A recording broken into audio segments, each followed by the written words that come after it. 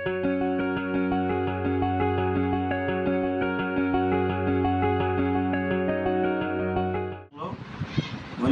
Ministry ప్రేక్షకులందరికీ మీకందరికీ హృదయపూర్వకంగా వందనాలు తెలియజేస్తున్నాం.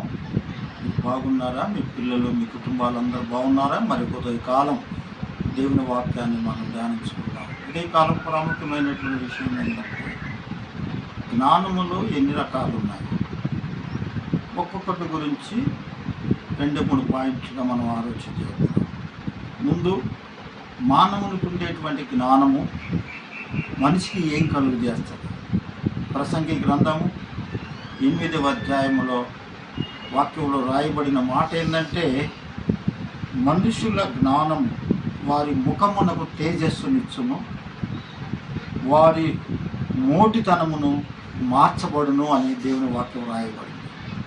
మొదటిది, మనుషుల యొక్క జ్ఞానము వాళ్ళ ముఖానికి తేజస్సునిస్తుంది, వారిలో ఉన్న మోటుతనం అనేది మార్చబడుతుందని వాక్యం రాయబడింది. మనుషులకున్న జ్ఞానం అంటే, మానవుని యొక్క హృదయములో దేవుడు హృదయమందు ఏ కాలమందు ఏమి చేయవలనో దానిని గురించి దేవుడు మానవుని హృదయములో జ్ఞానం ఉంచాను అని ప్రసంగి గ్రంథంలో రాయబడింది. అందుకని ఉదయకాలములో జ్ఞానము మానవునికి కావాలి. మొదటి జ్ఞానము మనుషుల యొక్క జ్ఞానము. రెండవ జ్ఞానము యాకోబు రాసిన పత్రిక 3వ అధ్యాయము 15వ వచనంలో ఉంది. ప్రకృతి భూ సంబంధమైన జ్ఞానము రెండవది. మూడవది ప్రకృతి సంబంధమైన జ్ఞానం. నాలుగవది దయ్యపు యొక్క జ్ఞానం. ఐదవది పరలోకము నుంచి వచ్చేటువంటి జ్ఞానం.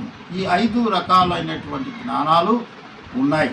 మరి మన జీవితాల్లో మనకున్నటువంటి జ్ఞానం ఏ విధంగా ఉంది? ఈ 4 జ్ఞానాలలో దయ్యపు జ్ఞానము కలిసిపోతుంది, కానీ పరలోకము నుంచి వచ్చేటువంటి జ్ఞానములో మాత్రము ఇవన్నీ కూడా కలవు, ప్రత్యేకంగా ఉంటాయి. పరలోకము నుంచి వచ్చేటువంటి జ్ఞానములో 2 ముఖ్యమైన విషయాలు ఉన్నాయి. ఆ జ్ఞానము మనలో ఉన్నదనటానికి రుజువు ఏంటంటే, ఒకటేంటంటే పైనుండి వచ్చు జ్ఞానములో మొదటిది పవిత్రమైన జీవితం ఉంటుంది. పవిత్రముగా ఎవరైతే జీవిస్తారో వారిలో ఆ జ్ఞానం ఉంటుంది. రెండవదిగా తన ప్రవర్తనను తను కనిపెట్టుకొని ఇండుట జ్ఞానమునకు లక్షణమని దేవుని వాక్యం రాయబడింది. అంటే తను తాను చూసుకునేవాడు తన జీవితాన్ని చూసుకొని ప్రతిదినము సరిచేసుకునే వానిలో ఆ జ్ఞానం ఉంటుందని రాయబడింది. ఆ విధంగా ప్రేక్షకులారా, ప్రతి ఒక్కరూ మరి పవిత్రమైన జీవితాన్ని తను తాను చూసుకొని అనుదినము ప్రభుయేసు క్రీస్తులో ముందుకు సాగి బలపడి ప్రభు రాకడ కొరకు సిద్ధపడాలని మనవి చేస్తూ ఈ మాటలు ముగిస్తున్నాను. ప్రార్థన చేసుకుందాం. పరిశుద్ధమైన తండ్రి, మీకు వందనాలు. ఉదయకాలంలో ప్రభు జ్ఞాపకం తెచ్చుకోండి. విన్న వారందరినీ జ్ఞాపకం తెచ్చుకోండి ప్రభు. వారందరికీ పరలోకం నుంచి వచ్చేటువంటి జ్ఞానము దయచేయమని ప్రార్థన చేస్తూ ప్రతి ఒక్కరిని దీవించమని యేసు ప్రభు నామమున వేడుకుంటున్నాము తండ్రి. ఆమేన్.